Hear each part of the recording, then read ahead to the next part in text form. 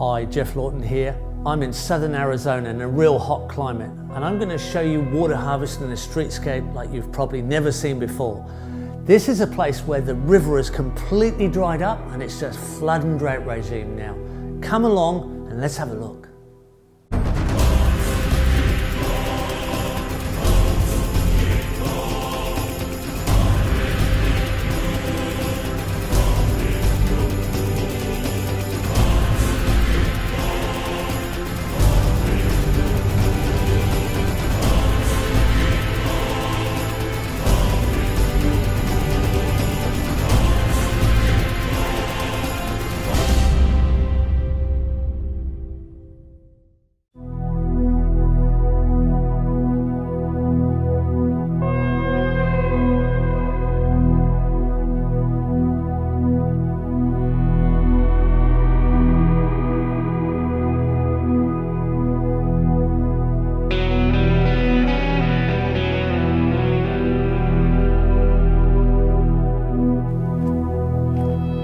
Here in Tucson, Arizona.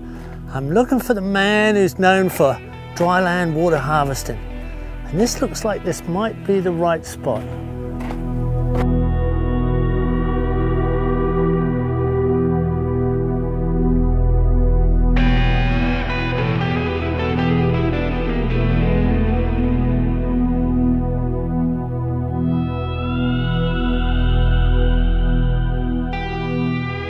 I'm with Brad Lancaster, and Brad's famous for water harvesting in dry lands. So Brad, you've been kind of heavily involved with these curbs here.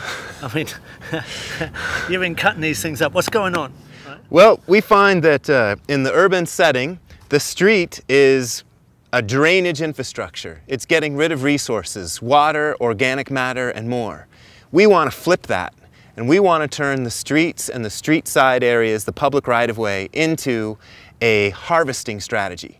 So we've been taking this curb here, along which the stormwater flows, and we're starting to cut the curb to allow street runoff to irrigate street side basins.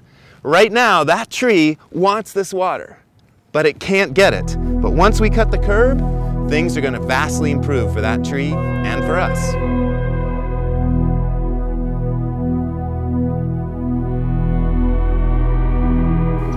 So Brad, what exactly happens here when there is a rain event and water's running off this road through this cut? Okay, well basically what's going on here with this road, the middle of the road is crowned or raised, and it drains the water to the curb on either side. So the slope is this way, so water flows along the curb. We've cut the curb down to the elevation of the street. So water will take the path of least resistance, it'll flow downhill. So it flows on into the basin. Now, to encourage even more water, we've got this slight mound of aggregate we collected from the road that we put here. This further encourages more of the rain to go and the street runoff to go into the basin. There's some key elevations here. One, you gotta make sure that the basin is lower than the street. I see people screw that up all the time. So it could be even lower than this, but once we get past the tree, it drops. And it's much lower than the street. It's 2 feet lower. We just packed it full of mulch. Okay, that's the first elevation. Got to be lower than the street. The second key elevation point is we need to make sure that the inlet doubles as the outlet. So this street side basin is basically a backwater or an eddy system. So if it totally fills with water, then the water backs up on itself, no more comes in, and the surplus just goes on by to the next basin. This way, we never lose mulch. The mulch doesn't flow out. We don't have flowing water, we only have settling water. So there's no erosion, there's no head cutting. So it's a self-maintaining system.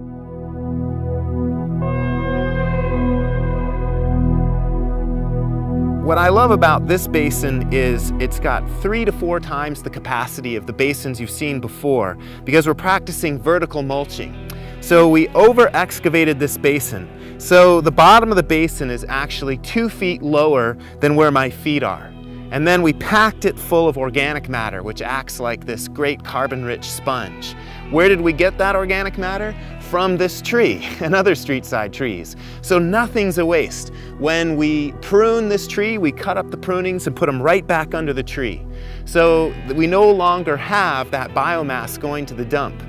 The great thing about that, we had studies done by university researchers. They found that this incredible carbon-rich sponge is helping bioremediate the toxins coming off the street. We have 10 times the bioremediation potential with organic mulch than we do in basins without that organic mulch. What's more, we find the trees are growing healthier and faster. We're getting more food production off the trees, and it just looks great. On this street alone, this neighborhood street in Tucson, where we get 11 inches of rain a year, only 11 inches a year, each mile stretch of this neighborhood street, which is 36 feet wide, we capture over 1 million gallons of rainfall per mile per year.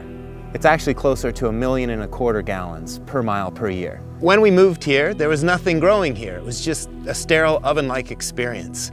And the only wildlife we had were exotic pigeons. But when we started planting the rain in these basins and cutting the curb to let the water into the street side basins, and we started to plant, things just changed dramatically. So 90% of the species we selected are native to this area. So that brought back the native wildlife. So we now have over 24 bird species where before they just weren't here. But what's more, we also selected all these plants to produce food for people, medicine, crafts. So we're basically in an orchard, a pharmacy, and a craft store. And we have a rich abundance. So from the saguaro cactus, we can harvest these saguaro fruits, which are super delicious, sweet, and high in protein. And then from the mesquite tree, which is a native legume, nitrogen fixer, we can take these carob-like pods, we grind it up into a flour. This flour slows the body's intake of sugars, so it's great for people with hypoglycemia and diabetes. It sells for $14 a pound. So we can harvest the mesquite pods from street side trees, and we can make $25 an hour just picking the pods, milling it, and selling the flour, never having to leave the neighborhood. So it's an awesome neighborhood economic engine. We can also get the cactus fruit of the prickly pear.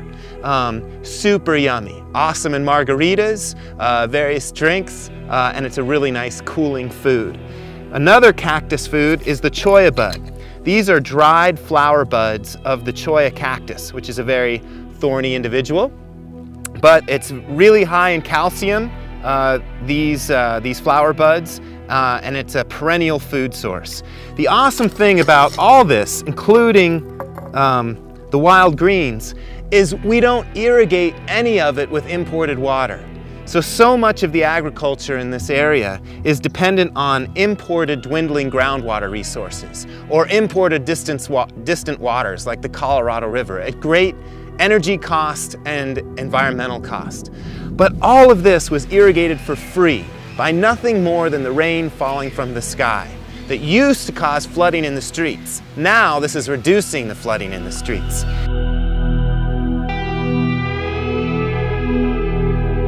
We started the first curb cuts here in Tucson. It was illegal when we did it, so we did it on a Sunday when no one from the city was watching. We started at the top of the watershed, so we had the least amount of water flow and volume to deal with, so it was less likely to have a big problem. We then observed our mistakes, we fixed them, and then we did more. And then neighbors saw how well things worked. The plants just flourished next to these curb cuts.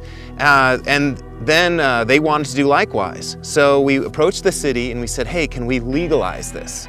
So it took a number of meetings, quite some time, but now the city has legalized it. And not only have they legalized it, they promote it. It's required in some new development. And all new city streets, as of last summer, there's a new ordinance, must harvest at least a half-inch rainstorm's worth of water. So we've done a 180-degree shift.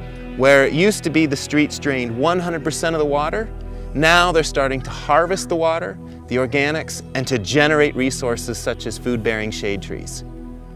This proves we can rehydrate the urban landscape in desert cities, and in fact in all cities, just by design. And if we do this, we can also rehydrate our river systems in the broader regional landscape. Now, this has all been done before in some form with ancient wisdom. And we've documented that for you. We've been out there and we've put it together. And they're coming up in future films. So stay tuned and we're going to bring them all to you.